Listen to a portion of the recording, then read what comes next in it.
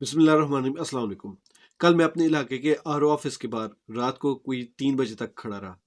وہاں پر جس طرح پولیس کا رویہ تھا عام لوگوں کے ساتھ، وہ کافی خراب تھا، لیکن میں نے اس وقت اس پہ نوٹس نہیں کیا۔ میں نے سمجھا شاید پورے دن کی تھکن ہوتی ہے اور لوگ ویسے چڑچڑے ہو جاتے ہیں، اور ویسے بھی ہماری قوم واقعی ایسی ہے کہ ان کو تھوڑی سی ڈیل دی جائے تو یہ اوپر ہی چڑھ آتے ہیں، تو شاید اسی وجہ سے یہ سختی کر رہے ہوں۔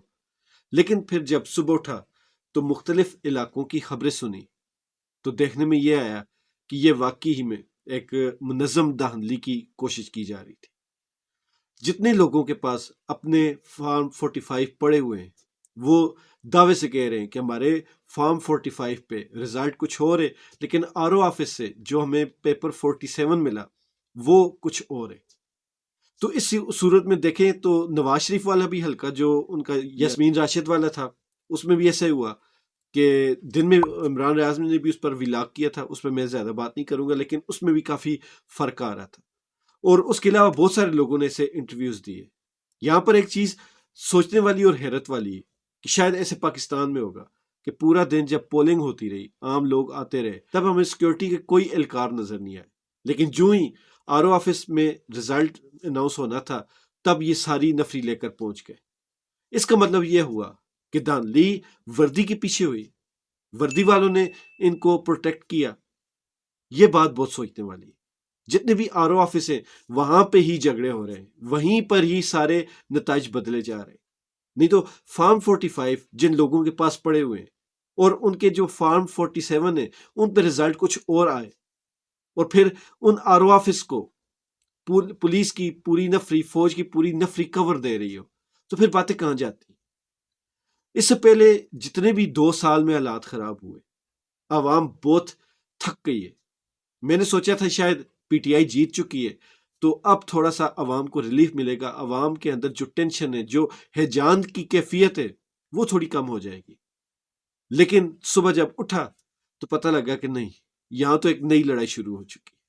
ابھی شام کو اور بہت ساری ایسی ویڈیوز دیکھنے کو ملی جن میں فائرنگ کے واقعات بھی ہوئے، لوگوں کی قیمتی جانیں ضائع ہوئیں۔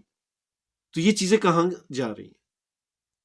اب دیکھیں، رات کو جتنے بھی کینڈیڈیٹس تھے، امیدوار تھے، عمران خان کے مخالفین، وہ سارے اپنی ہار دیکھ کر چلے گئے تھے گھروں کو، چپ کر کے سو گئے تھے، لیکن پھر رات کو ان کو جگایا گیا، ان کو پھر سے امید دلائی گئی۔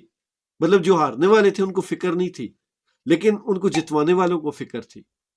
باتیں بہت تلخ ہو رہی ہیں، لیکن بات وہی ہے نا کہ جب آپ کی گلی میں گٹر کا پانی کھلا ہو تو آپ اس کو گٹر کا پانی ہی کہیں گے، اس کا کوئی دوسرا نام نہیں ہو سکتا۔ آپ کی گلی میں جب کوئی گندگی ہو، آپ کے گھر میں کوئی گندگی ہو، تو پھر آپ اس کو گندگی ہی کہیں گے، کوئی اور نام نہیں دے سکتے۔ تو ہمارے ملک میں اس وقت جو چیزیں ہو رہی ہیں تو نہ چاہتے ہوئے بھی نام لینے پڑتے ہیں۔ اس پہ اگر کسی کو ناگوار گزرے تو میں پیش کی معذرت چاہتا ہوں، لیکن یہ سوچنے والی چیزیں ہیں کہ جہاں پہ جو بھی گند ہوتا ہے اس کا پھر نام لینا پڑتا ہے۔ ایسے ہی سعادت حسین منٹو کا ایک ناول تھا جس میں ان کا ایک لفظ تھا، میں اس کو سکپ کرتا ہوں اس لفظ کو، لیکن اس لفظ پہ ان کے اوپر ایک کیس بنا۔ جب وہ کیس عدالت میں گیا تو جج صاحب نے کہا کہ تم نے اس چیز کو اس نام سے کیوں لکھا؟ تو اس نے کہا جی اس کا نام ہی یہی ہے، اب اس کو میں مونگ پھلی تو نہیں کہہ سکتا۔ تو یہ والی چیزیں سوچنی پڑیں گی۔ آپ لوگ اتنے زود رنج واقع ہوئے کہ کوئی آپ کے اوپر گلہ شکوہ کرے، گلہ شکوہ اپنوں سے کیا جاتا ہے، ان سے کیا جاتا ہے جن کی اچھائی کی امید ہو۔ جب اچھائی کی امید ختم ہو جائے تو کوئی بھی کسی پہ گلہ شکوہ نہیں کرتا، پھر خاموش ہو جاتے۔ تو جب تک آپ کے اوپر لوگ گلہ شکوہ کر رہے ہیں تو اس کو یہ سمجھے لوگوں کے دلوں میں محبت باقی ہے۔ لیکن یہ جو آج پورا دن ہوتا رہا، کل رات سے جو کچھ ہوتا رہا، یہ چیزیں لوگوں کے دلوں میں نفرت بڑھانے والی ہے۔ اور پچھلے 16 مہینوں میں جن لوگوں نے اس عوام کا کچومر نکالا، آپ اب بھی اس بات پر کمر بستہ ہیں کہ انہی کو لایا جائے۔ ساری رات ایک نتیجہ آ رہا تھا اور لوگ اس پر مطمئن تھے، پورے پاکستان میں خوشی کی لہر دوڑ گئی تھی، لیکن پھر اچانک سے آج پورے پاکستان میں ہیجان کی کیفیت ہے، پوری دنیا کا میڈیا آپ کی طرف دیکھ رہا ہے۔ تو یہ ساری چیزیں کہاں پر جا رہی؟ اس پہ تھوڑا سا غور کریں۔ یہ ملک ہم سب کا ہے، ہمیں فکر اس ملک کی، لیکن یہ جو چیزیں ہو رہی ہیں اور یہ جو کچھ کر رہا ہے، جو کچھ کروا رہا ہے، وہ میرے خیال میں یقیناً اس ملک کا مخلص نہیں ہو سکتا۔ میری ایک بہت پرانی ویڈیو ہے، اس میں نے چند لائنیں بولی تھیں، میں شاید اسی کے جیسے نہیں بول پاؤں گا، لیکن ان کا مقصد یہ تھا کہ یہ ملک ہم سب کا ہے، ہم اور آپ الگ نہیں ہیں۔ اس ملک کو آپ کی ضرورت ہے اور آپ کو عوام کی محبت کی ضرورت ہے۔ ہم دونوں ایک دوسرے کے لیے لازم و ملزوم ہیں اور ایک دوسرے کے بغیر ادھورے ہیں۔ تو خدا را اس ملک کا خیال رکھیں۔ لیکن اب حالات بہت تیزی کے ساتھ خراب ہوتے جا رہے ہیں یا خراب کیے جا رہے ہیں۔ اس قوم کو اپنی قوم اور اس ملک کو اپنا ملک سمجھے۔ عمران خان کی یہی کوالٹی ہے۔ عمران خان پورے پاکستان میں یکساں مقبول ہے۔